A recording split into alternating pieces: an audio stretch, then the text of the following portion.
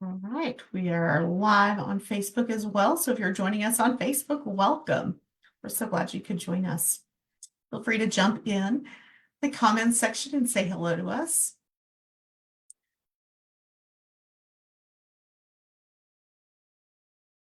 Got Maricela from El Paso, Lori from San Antonio, Courtney from Longview, welcome. Susie from Humble, welcome. Shantae from San Antonio, Suzanne from Midland, Blanca from San Marcos, Cynthia from San Antonio. Welcome. We're so glad to have you all join us today.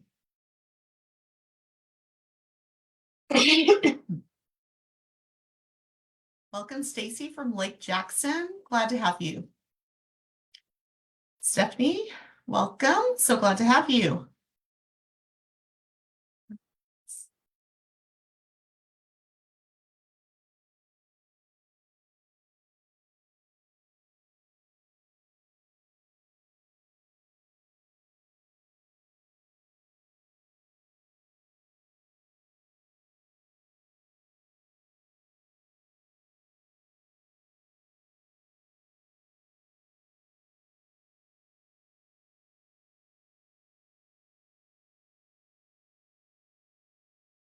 All right, I have 12:15. We're going to get started. I know some more will be coming in the next few minutes, but we're going to go ahead and get started. And once again, I want to say welcome.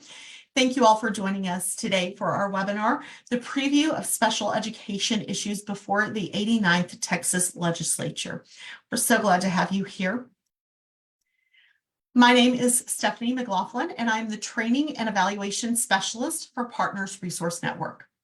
Partners Resource Network is the nonprofit agency that operates the Texas statewide network of Parent Training and Information Centers, or PTIs.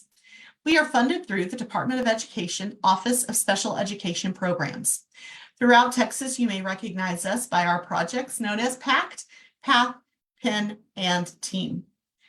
Our mission is to empower and support Texas individuals impacted by disabilities or special healthcare needs.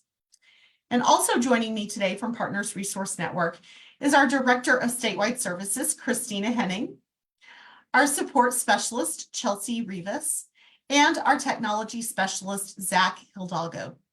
If you're having any technical difficulties today, please reach out to Zach in the chat box. And for those of you that are needing a certificate of attendance, you will be receiving an email to thank you for attending today's webinar. If you follow the link in the email, you can get your certificate of attendance. At the end of today's presentation, we will have a time for question and answers. If you're joining us on Zoom, please type your questions in the Q&A box. If you're joining us on Facebook, you can type your questions in the comments. We are also recording today's webinar, and a recording will be available on our website at prntexas.org and on our Facebook page. So without further ado, let's get started, and I would like to introduce our speaker, Colleen Potts. Colleen currently serves as the supervising attorney for the education team at Disability Rights Texas, where she oversees a statewide team of advocates and attorneys. Before practicing law, she earned her BA in psychology from the University of New Mexico and her MA in marriage and family therapy from Friends University. Colleen was a practicing marriage and family therapist at a family preservation agency and had her own private practice prior to attending law school. She earned her JD from Texas Tech School of Law, where she served on the board of barristers as vice president of the Texas Tech Health Lawyers Association and on the national mock trial team. Colleen earned awards such as the Advanced Moot Court Best Oralist, Advanced Mock Trial Best Oralist, Moot Court Best Oralist, and Cali Awards in Bioethics, Healthcare Bioethics Mediation, and Criminal Practice Skills. After law school, Colleen earned an Equal Justice Works Fellowship, where she represented students with disabilities in the juvenile justice and juvenile probation systems in education issues. While at Disability Rights Texas, Colleen has represented students in hundreds of districts across the state and has presented at conferences locally as well as at the state and national level. And also joining Colleen is Maya, and Colleen's going to introduce her. I'm going to stop sharing, and Colleen, I'll let you take over. Great. Thank you, Stephanie. It's always good to join y'all. Maya is going to help me today. She is our policy fellow in the Austin office through a HOG grant. She's having a little bit of technical issues, it sounds like, but you should be able to see her on the screen. And we have a huge disclaimer to make today. We are filling in. You guys are getting like the B team, great value, Walmart brand presenters. Stephen Alleman was supposed to be the presenter today, and he serves as the policy specialist for the education team here at DRTX. So this is his baby. This is his presentation. He did all the heavy lifting. Maya and I are just going to be the ones that get you the information today. So hopefully we'll honor Stephen and the work he put into this, but he is actually at the Capitol today providing some oral testimony to the Pub Ed committee. So the stuff that's going on in the Capitol is the reason he's missing today.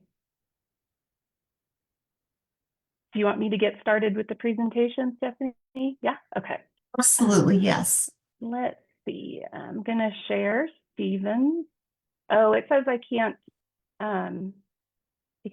share my screen. So I sent you a request. You can. Okay. You can now. Perfect. Okay, so we are going to talk about this session and all of the exciting things that we expect to see coming up. Before we jump into the meat of today's information, I just want to remind everybody that Disability Rights Texas, we just provide information about legislation. We don't endorse anything or oppose anything. We're not asking you to endorse or oppose anything. We'll give you some links and some resources where you can read the bills for yourself and see how they might impact the students or the children that you work with or are in charge of. Just want to give you the facts here today and let you decide. So just kind of that disclaimer as we go through the presentation today. So we'll talk a little bit about what we're going to do today. We'll introduce kind of ourselves. I'm going to let Maya kind of talk a little bit about her project with Disability Rights Texas. We'll talk about legislation, kind of looking backwards, where we're at now, what we expect during the session, and then we will give some resources and leave some time for questions and answers. So Maya, do you kind of want to talk about your background and what you're doing with DRTX in your fellowship? Sure. So I'm a HOG Policy Fellow through the HOG Foundation at UT Austin, which is a 2-year fellowship designed for folks just out of graduate school. So I have a dual master's in social work and public affairs, specializing in education policy. And I'm here at DRTX to do specifically youth and family mental health policy. So I'm focusing specifically on school safety for students with disabilities for the most part this session and a few other projects, but also just helping Stephen. I'm sure a lot of folks on this call know Stephen. If you do, you know he's an expert. So I'm just kind of following him around at the Capitol and helping him with other SPED policy education endeavors. Cool, thank you. And Maya and I have not had the opportunity to rehearse who's doing what in all of this, so we might speak over each other, or I might catch Maya off guard and ask her to jump in. So please have some grace for us as we do this and present the information. So as y'all know, I'm sure, session has started this month, January, and it's supposed to run through June. If we learned anything from last session, we're not going to be done in June. But that's kind of the date. There were a ton of bills that were pre-filed even before we got started this month. And then we've, of course, just seen those numbers increase. We'll kind of take a look back. Last legislative session real quickly. We don't necessarily want to dwell on the past, but it might give you a good idea that there were over 8,000 bills filed during regular session of last session of the 88th legislature, of which over 1,200 were passed. We had 76 vetoes. We had 1 impeachment and a partridge in a pear tree. Like it was a bizarre session, and we expect some drama and excitement in this session as well. If you're interested in looking back about all of the key education bills from last session, you can go to our website. We have a nice kind of condensed summary of all of those that have passed and have gone into now effect since the 88th session. And then, and I think you all get these handouts. So the links should be live when you get the PowerPoint presentation, which will be super helpful as we kind of move through things. Again, just kind of looking backwards, kind of the top 10 list from the 88th legislative session, big changes in dyslexia, which we've worked around and talked about and had meetings about. So we're kind of used to that now, settling in with the changes there. A lot of bills were introduced last session after Uvalde. So we saw a lot of school security bills. And so that's a couple of these you'll recognize as kind of bolstering those and making sure that we give those some deference because they were definitely very popular in the last session. And then House Bill 3 was the big one last session.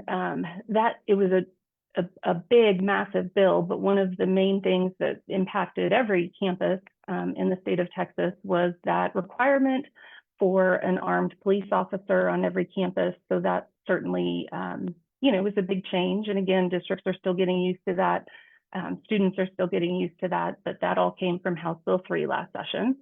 There was some changes and reforms about STAR exams and things like that. And then we also had the expansion of the Texas Driving with Disability program. Again, kind of provided you a link to that so that you could check that out if that interests you. We also had some higher ed bills. One of them was Senate Bill 55 from Zaffarini's office. And then also the permanency of the statutory authority of the SSES program. So again, if you want to read more about any of those are certainly available to you. And again, these will be live links when you get emailed the presentation. Oh, sorry, 2 more. House Bill 1 was the General Appropriations Act, and then Senate Bill 30 from Huffman was the Supplemental Appropriations Act. So those were some money ones. Anything looking back, Maya, that you want to jump in and revisit or highlight? I think that's a good background. Okay, good deal. Okay, so contrary to what people think, things still happen in Austin in between legislative sessions. I think last time I checked, we were one of 2 states in the nation that had legislative sessions every other year instead of every year. So I think the only other one is Wyoming, but I'm not positive. Don't quote me on that. But there are some things and lots of activity that happens kind of behind the scenes. You've got some interim hearings in between sessions.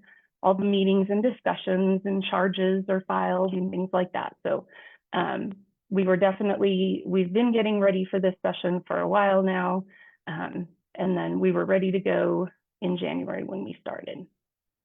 So in 2024, one of those interim hearings was the Senate Education Committee. It's not specifically focused on special education students, but definitely a part of that. A little bit bigger in focus. And then also in 2024, the House Public Education Committee, they had 2 interim sessions. Again, no direct focus on SPED issues, but certainly a part of those conversations. There was also a Youth Health and Safety Committee. They had 2 interim hearings.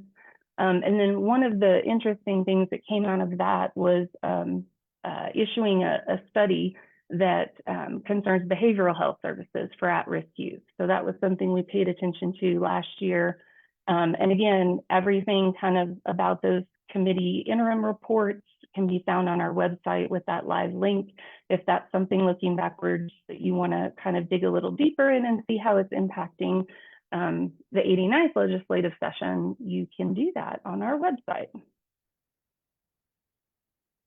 Okay, and then in addition to all of that stuff that happens, there's also the state advisory committees to make that come together and make policy recommendations for state lawmakers. So that all happened in between the two session periods. And so these are some advisory groups that we like to take a look at their reports, because those are specific to special education funding services in Texas. And so there's links to TEA's Special Ed Continuing Advisory Committee report. We've got the Governor's Committee on People with Disabilities, and then their report to the legislature. So live links to all of that. Again, if you kind of want to look back and dig in some of the work that was done in 2024. Okay, so now we're jumping forward into present time. So we'll talk about the Senate first. Lieutenant Governor Dan Patrick is the president of the Texas Senate.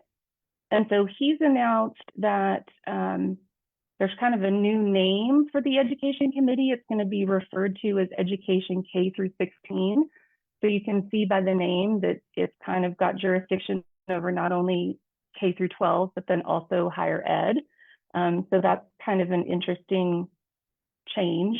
Senator Creighton is the chair of that committee, and we've got some shifting of members, if you will. And I don't know, Maya, if you want to talk a little bit about who's going, who's coming, some of those changes.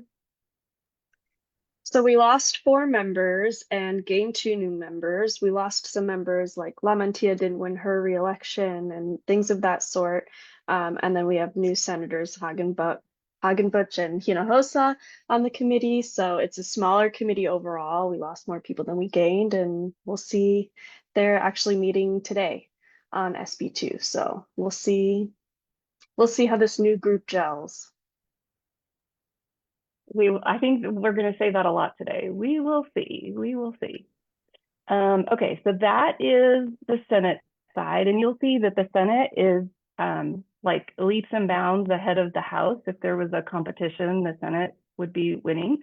But in the House, we've got Phelan, who was Speaker of the House, is out, and now we've got Speaker Burrows. Burrows is actually from Lubbock, where I live and work.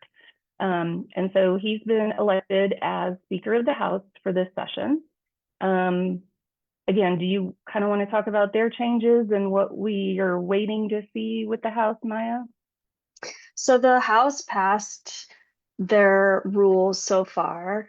It's been in the news a lot. It was a big election for the Speaker's race, with Burrows coming out on top. And I would say something important to note about the House rules for this session is that it was voted on that chairs of committees will be of the majority party and vice chairs will be of the non-majority party. So going forward this sessions, all House committees will be chaired by Republicans and vice chaired by Democrats. And we will see who they are, because we don't know yet. They haven't. Yeah, has not been announced yet. Right, right. So we're waiting for a lot of information from the House. Okay, so in general, if you're interested in tracking bills or want to see what kind of hearings are coming up, you can even like find a map of the Capitol. The best way to do all of that is to go to the Texas Legislature online. And there you can see live stream stuff. You can see pictures and names of people and committees and all the things, and once they're chosen, and kind of see where everybody fits in. It's a really good kind of clearinghouse of everything legislative for the state of Texas. So again, once you get this presentation, you'll be able to click the link and it'll take you right there. Okay, so again, I said a little bit earlier that there was a lot of pre-filing this year, and so that started on November 12th. So even though the session didn't start until January, everybody was already active even before then. As of January 20th, so 8 days ago, we can only imagine what those numbers are now. The state representatives have filed over 1,900 bills, and the state senators have filed over 800 bills. So that is a ton, a ton of words, a ton of writing, a ton of bills, and there's no way that even though how hard we try, there's no way we can track all of it. So what we're going to talk about today are just some of the bills concerning special education and students with disabilities, but please know this is not an exhaustive list. There's probably more out there. So certainly take a look around the website to see what other bills kind of spark your interest or have those keywords that impact you. But just know that we're going to do our best to talk about the big ones, or the ones that we feel are the big ones for students with disabilities in the state of Texas, but we might have missed some. So we're definitely not perfect, not with all those bills. Okay, so far, probably the big one, right, Maya? The one that's getting the most bang for its buck in the media would be Senate Bill 2. Do you want to talk a little bit about Senator Creighton's bill? Senator Creighton has filed another voucher bill for this session. That is what Senate Education K through 16 is having their hearing about today. It's a little bit different from last session's voucher bill. As noted on the slide, one of the features of this bill is that students with disabilities would get another $1,500 beyond what students that don't have disabilities would get as part of the educational savings program. And we're going to be testifying a little bit on how this might impact students with disabilities as a whole later this session. I think we'll hear what other advocates have to say too, but now is that point where we're trying to think through like what unintended consequences and things of that sort would be. But that's something important to note with this bill. Great point. And I think a big difference too is that there is a notice part to the bill about how, just to inform parents that private schools don't have to comply with state and federal special education laws. So again, making sure that we get that information out to parents, that's a huge change going from a public institution to a private institution for their child. Again, just something to consider to fully make sure that parents are fully informed before making those decisions. And then Zaffarini's Senate Bill 57 is a little bit, I think last session there were some bills about emergency procedures at school, making sure that students with disabilities were included in drills and taken into consideration for accommodations and evacuations. This kind of goes a little bit farther and talks about how those need to be in an IEP and that they need to be documented and all of those things. So Zaffarini continues to put forth bills including students with disabilities in those kinds of drills. And then we've got more from Zaffarini regarding an educational representative for adult students with disabilities who are unable to provide their own informed consent, but that don't have a legal guardian. So this was identified for adult students who might be slipping through the cracks. They're still in school, they're still receiving special education services, but they do not have a guardian. So that's Senate Bill 58. We've got a limitation. My dog's going bananas. Do you want to talk about 111? Yeah, SB 111, setting up a process for school districts on spending funds on legal limits, legal fees in due process hearings. And then SB 149, this is one of the special education finance reform bills. The other one we'll probably talk about later, Senator Betancourt's bills, SB 68, I believe, and this would change the special education funding formula to a service intensity model. So based off of the needs of the kiddo, that would determine how much funding they get. And so this bill is pretty similar to Senator Betancourt's bill. I think Senator Betancourt's bill has a little bit more traction among other senators. So that might be the bill that ends up being the special education funding bill. But that's the Spark Notes version of that. And then SB 154, new school screenings for students with pediatric feeding disorder.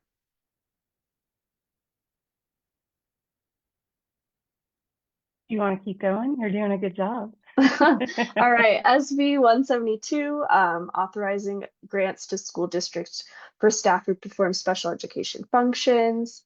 I'm kind of like going off the slide here, and if I think of anything else to note about each of these bills, I will.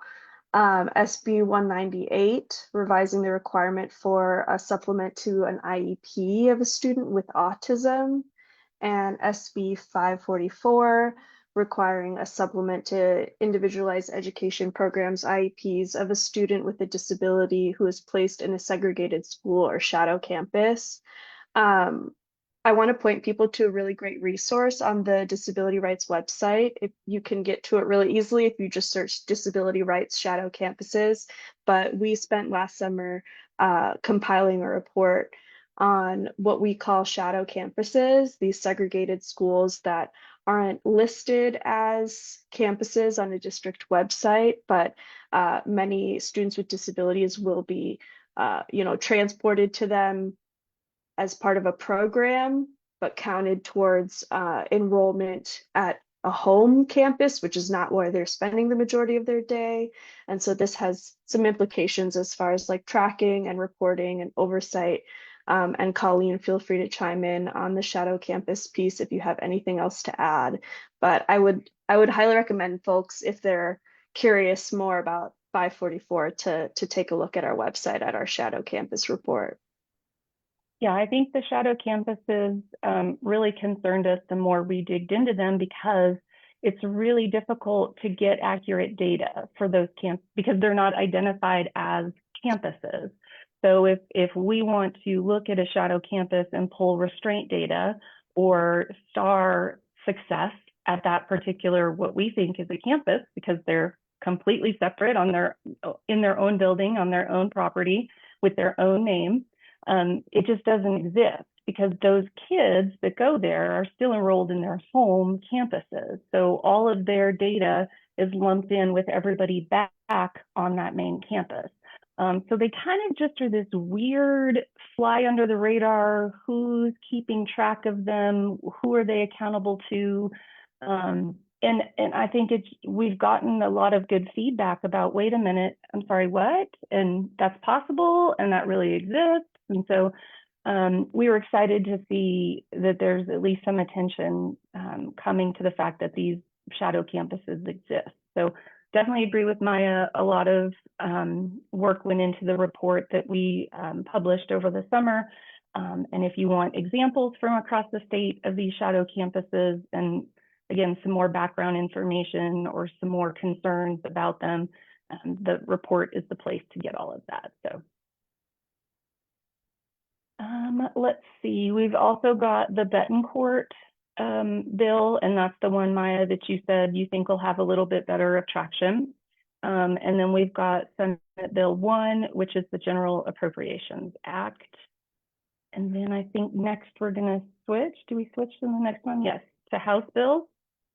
So those are kind of the Senate bills that might impact students with disabilities the most. Now we're going to flip over to the House side of things.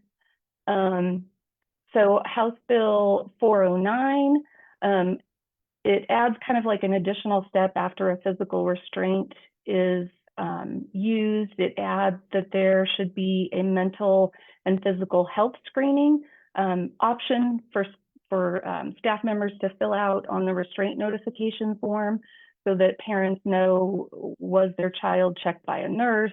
Did a counselor or a school psychologist come and visit with them after the restraint? So kind of just adds more information that parents would be notified about if physical restraints happen. Let's see, 430 talks about some updates in terminology used for special education and code. And then 458, this is, so right now statute says that there's no out of school suspensions for below grade 3, I think. And this would change it to below grade 6. And there are still some exceptions that apply. Obviously, that's always how it works, right? There's exceptions to every rule. But this would raise the age for no out of school suspensions below grade 6. And then let's see, next we've got 466. I think we already talked about, I think Senate Bill 58 is its counterpart. So we've already talked about the educational representative. I'm not too sure. I don't know if you know, Maya, what the difference, if there's any difference in wording. Are they really equal counterparts? I don't know. Not off the top of my head, but I can check that. Okay. Yeah, I'm just not sure about the differences there. And then we've got House Bill 612, which is the Education Savings Account Program. This one prioritizes participation of students with disabilities if program funding is insufficient to cover all of the applicants. So a little bit different there than its Senate bill counterpart. And then we've got a little bit of change in the cameras in the classroom law. So House Bill 728 is requesting to keep footage for 6 months instead of 3. There's some extra requirements for within 7 days. I think it's 7 school days, not calendar days, notifying parents when they request to see the footage. The district has 7 days to provide an answer and the reason for the yes or no answer. So that's kind of a nice extra requirement there for parents to be aware of. And then House Bill 984, this is again talking about the Education Savings Account Program. And it's got permission for students with disabilities to use those ESA funds for different kinds of therapies and services. So a little bit more general than we're used to seeing. And then House Bill 1010, this is a big change. I think it would be a big change for schools. It creates a new school review and referral process for students with assaultive conduct. So now, and then it also changes the standard for school truancy. So regarding the assaultive conduct, schools will have what's called a classroom safety review committee. And it kind of spells out what that committee is tasked with, who should be on the committee, all of those things. Regarding the truancy information, we go from what we're used to now, the 10 days within the 6-month period. House Bill 1010 looks to change that to 6 days within an 8-week period as the standard for school truancy. So that would be a big change across the state for schools. This is a huge bill. It's like 25 pages. So it's pretty meaty with all of the wording, but lots of things kind of tossed in there between assaultive conduct and truancy. So big changes in House Bill 1010 if you want to read through that. And then we've got 1011. That is kind of, I think we've talked about the Senate bill component for students with pediatric feeding disorder. So that's just the House bill component for it. 1081, this is established. I'm going to let you talk about 1081 because this is kind of, I think, right up your alley with some of the behavior information stuff. So this bill would make it easier for schools to remove students from the classroom if they engage in as quoted, habitually violent, harmful, or destructive behaviors. It would require a member of a student's ARD committee, or either the ARD committee or 504 committee of a student with a disability who is posing an ongoing threat to meet and determine the appropriate educational placement of the student. What I think I'm remembering from this bill is that this could be removing a student to like learn on an online educational program. And so I think that there's also some pieces that have to be thought about to make sure that like, would a student be able to stay on track if they were removed from the classroom and had to take the remainder of their coursework online, things of that sort. So this is definitely a really important one to note. I think another concern for DRTX could be like if disability related behaviors are interpreted as like harmful or destructive, is removing a child from the classroom the right approach, or are there other, services that kiddo needs? And I think that's like a case by case basis, right? But I think this is definitely like something important to pay attention to this session. Thanks, Maya. We've got 1188, which is a requirement that schools kind of automatically refer students with an intellectual or developmental disability to the local LIDA. So kind of making sure that that referral is automatic and consistent. 1192 is a grant allocation formula to special education evaluations. We know again from last session and some of the news coverage in the last couple of years about initial evaluations, the delay, and so there's some of that I think that's kind of sparked this interest behind this particular House bill. You've also got a bill about SHARS. SHARS has been in the news too the last couple of years since last session about funding issues. The interesting kind of piece to this one, I think, is that parental notification, where districts have to provide parents that summary of the visits that have been billed through SHARS. So now it's not just enough, to get the parents' consent to do it. This bill is looking to add kind of another layer to parental notification of these are the visits that have been billed.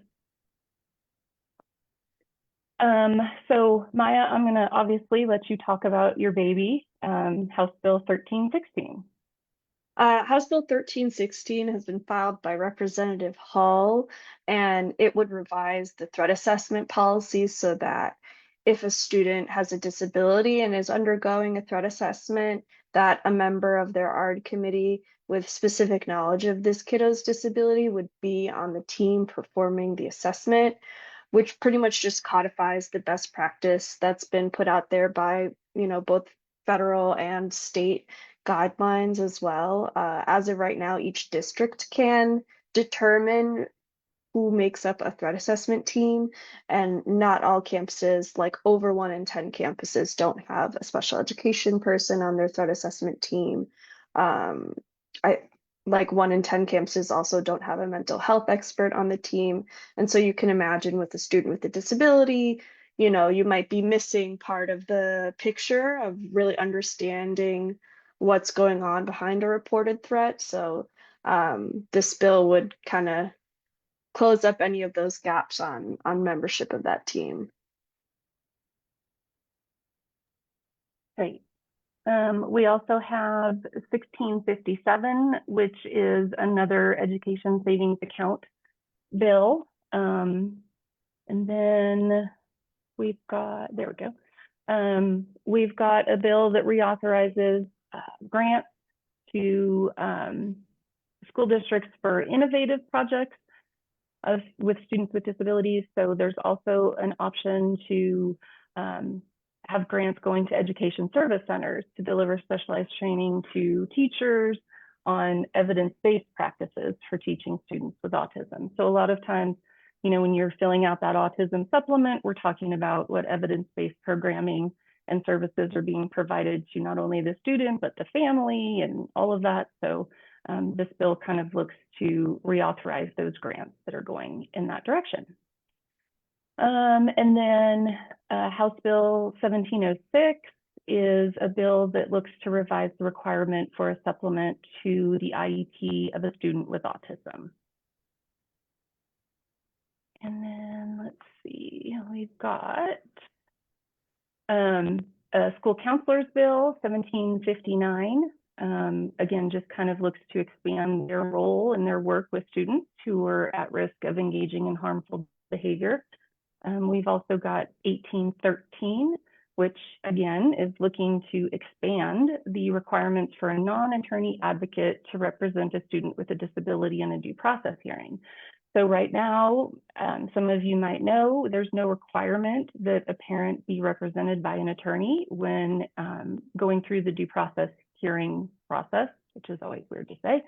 But what this bill would do is expand the requirements for non-attorney advocates by requiring attendance at a training program that would provide training to lay advocates about special education law, some procedural stuff in due process. If you've ever been through a due process, you know that it's very difficult. Parents really aren't encouraged to do that on their own. You've got entering of evidence, cross-examination, closing briefing sometimes. And so this would really be good to require that if a parent's going to be represented by a non-attorney advocate, that they've gone through some training, that they've received some background information. So that's 1813. And then similar to Senate bills, we've got the General Appropriations Act in the House. Anything on that one, Maya? It's a very long bill. Yeah.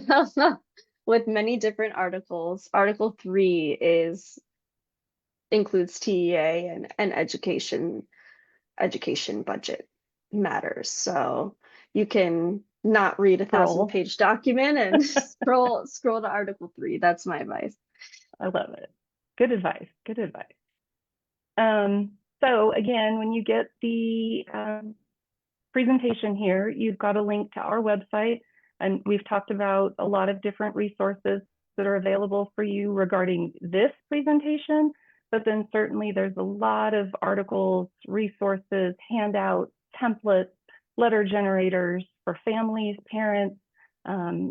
We've even got kind of best practices for ARD committees as far as alternatives to guardianship and all the fun stuff.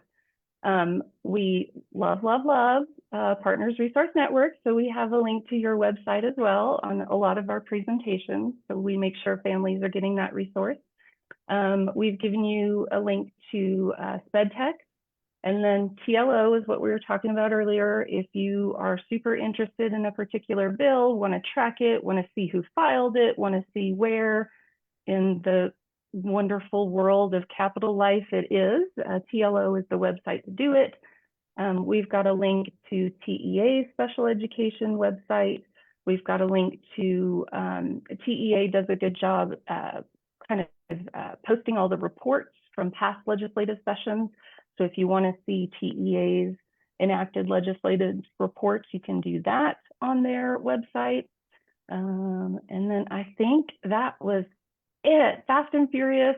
But I think we have a couple of minutes for questions. If Maya and I know the answers, because we might not, but we're going to try our best. Thank you so much. Can everyone hear me now? I know there were some problems with people hearing me earlier. Oh, good. I see that thumbs up. All right. So if you have questions and you're joining us on Zoom, please put your questions in the Q&A box. The chat gets really busy and it's hard to catch all of those questions. And if you're joining us on Facebook, you can put them in the comments. So one question somebody asked, Colleen, if you would repeat what you had said about public schools and private schools and their having to follow IDEA. Okay, So because public schools they receive federal funding, they're required to follow IDEA, 504, ADA, all the federal statutes regarding the implementation and services of special education. If a child attends some private schools, now it gets kind of tricky because we're not talking about charter schools, because charter schools still mostly receive federal funding. We're talking about typically religious schools that are completely separate and are not funded in any way by the federal government. They are not required to follow IDEA or 504. It's a little tricky with ADA, so that's kind of a case-by-case basis that we'd want to talk to somebody about before giving blanket advice. But yes, potentially when a parent removes their child from public education and places them into any kind of religious institution for school, they look to be losing those remedies if something goes wrong with the provision of services. Thank you for clarifying that. We've had a couple of questions looking at kind of those budgets, the House Bill 1 and Senate Bill 1. And some parents have said that it doesn't look like there's really any new money that's being earmarked for special education. Is that what you're finding as well? Again, that's kind of a trick question because it's gonna depend, right? If the vouchers are passed and one of the bills is approved the way it's written, a student with special education services could potentially receive more funding than a student without disabilities that isn't eligible for SPED services. So not that it's money going to districts to provide special education services, it could potentially be more money for parents to access special education services at the school of their choice. Does that make sense? Maybe it does, yes. Okay. All right, I'm trying to keep up with all the questions. And I'm trying to get everything in Facebook and Zoom and all those links. I missed this. Did you discuss House Bill 1660 today? I didn't catch it. Ooh, somebody's gonna have to tell me what that is. I don't know off the top of my head. That's increasing the criminal penalty for the offense of assault committed against certain employees or agents of a utility to the prosecution of the criminal offense of interference with public duties or those employees or agents. I just read the caption, the bill caption, which when you go to TLO, Texas Legislature online, and you look up a bill, you'll see that caption. I don't think that we noted that in our presentation.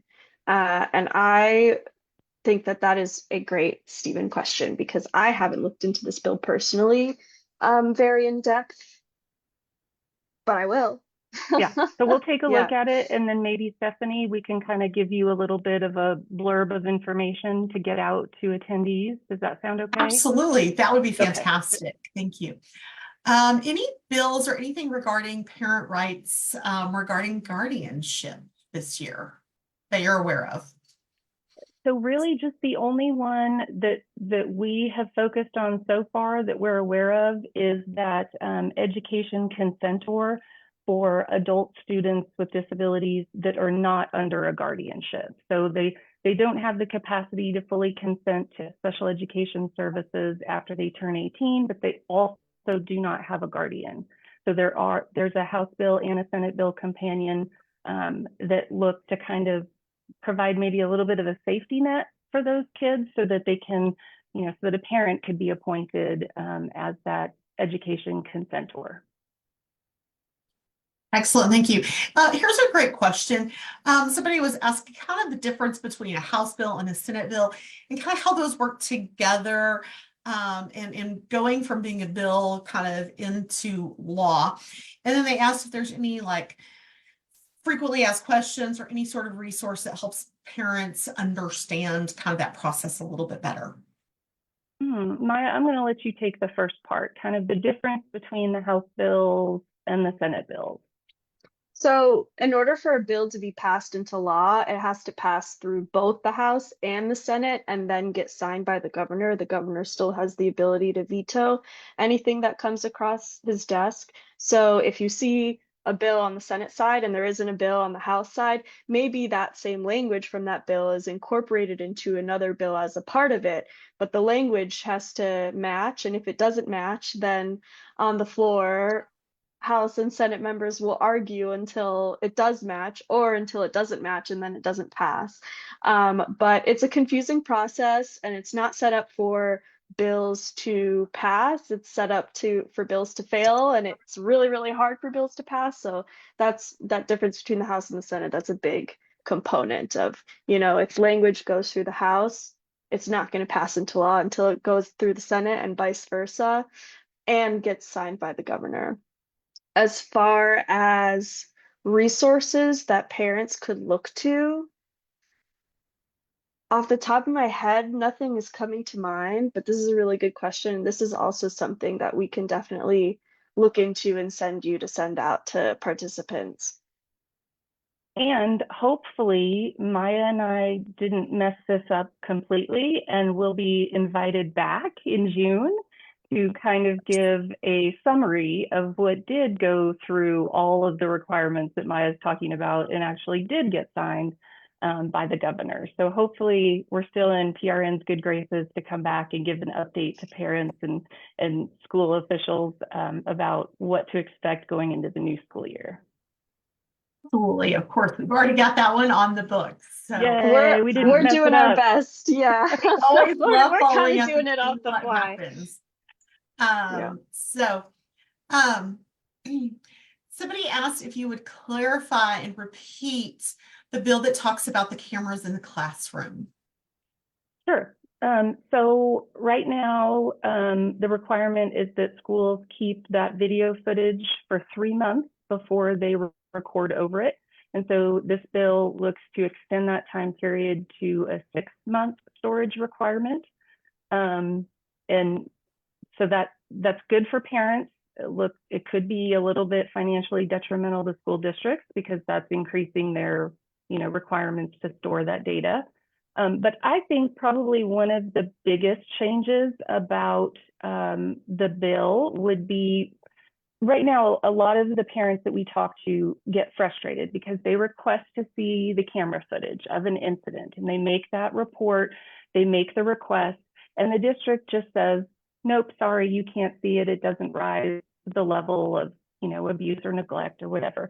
What this bill does is it makes it a little bit better for parents because the school district has to respond yes or no within a certain amount of time. And I think it's 7 school days, not calendar days, but I'd have to double check. It's 7 is the magic number. I just don't remember if it's school days or calendar days. So a parent now could make that request and they might not hear back from the district for a month about whether or not they can see the footage. So this would require districts to give parents that answer and also provide reasoning for the answer.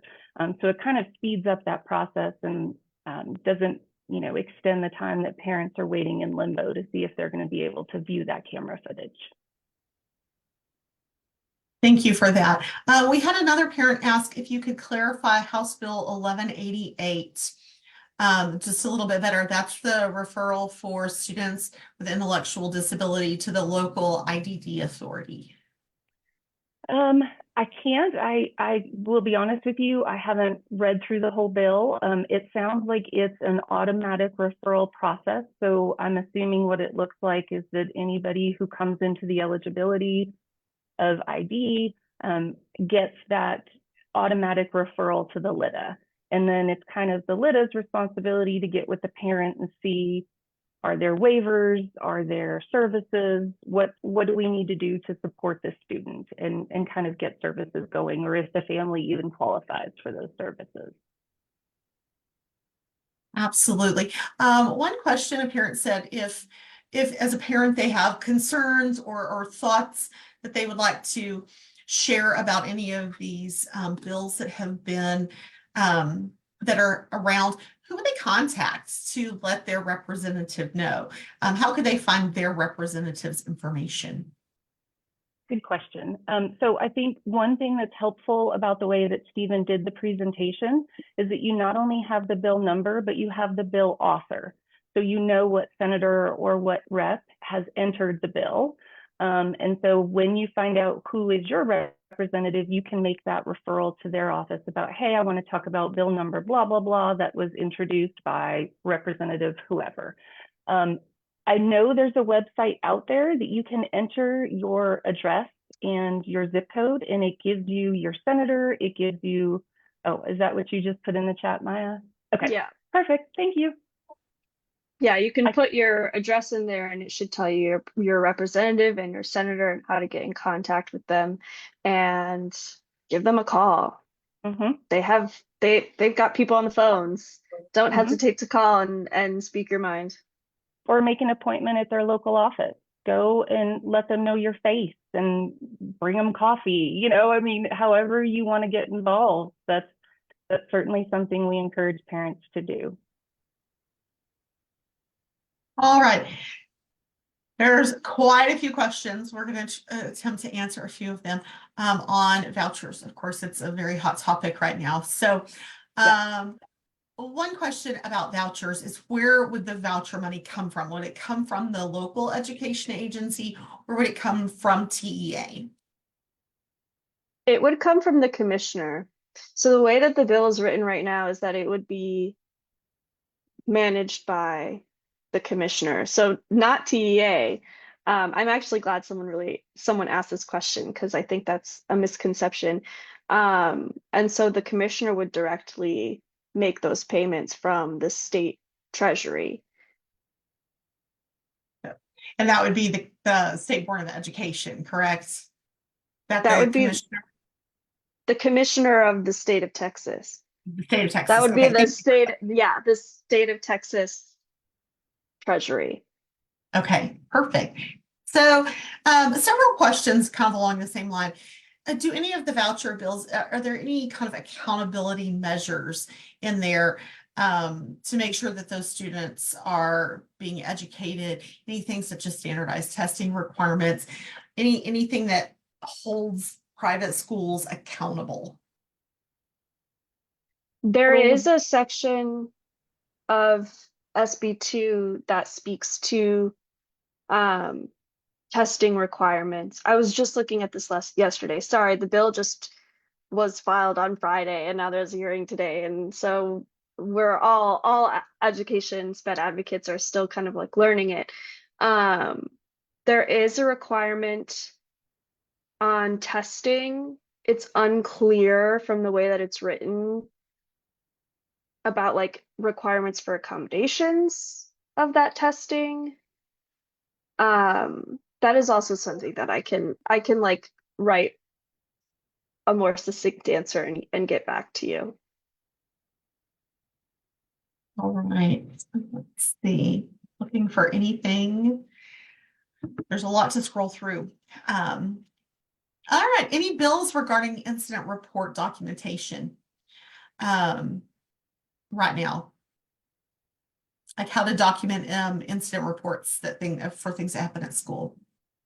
I don't think I've heard anything about a specific bill about incident reports. We talked about one bill that looks to kind of add one of the things to the restraint form.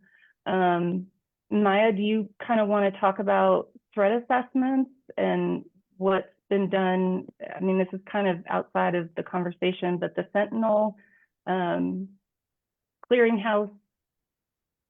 Yeah. Also, I realized I said commissioner before and I meant to say comptroller. Sorry, the C words got mixed up in my brain. The comptroller is going to oversee vouchers as written in SB2, just to clarify that. As far as reporting, TEA is rolling out a new Sentinel system for school safety, and that's going to house a lot of this documentation, including threat assessment data, including also like campus security reviews and other safety related data. I can speak to threat assessments because that's more my expertise, but there was a bill that passed last session in the 88th legislature that requires a threat assessment stay on a student's record until the age of 24, and that if a student moves to a different district, that any documentation of previous threat assessments be forwarded to the district that they move to. And that's all going to be done through the Sentinel system. So I can speak to that. I know it doesn't answer the full question, but we'll get all those answers to you. Thank you, ladies, so much. We are out of time, so we're going to wrap up with questions, but we will have Disability Rights Texas come back and they will tell us what happened. So right now, this is a preview of what has been done so far, but there's a lot more going on over the next several months, and they're going to come back and let us know more of what has actually happened and what that means for you and your child. So as we're wrapping up, let me share my screen one more time.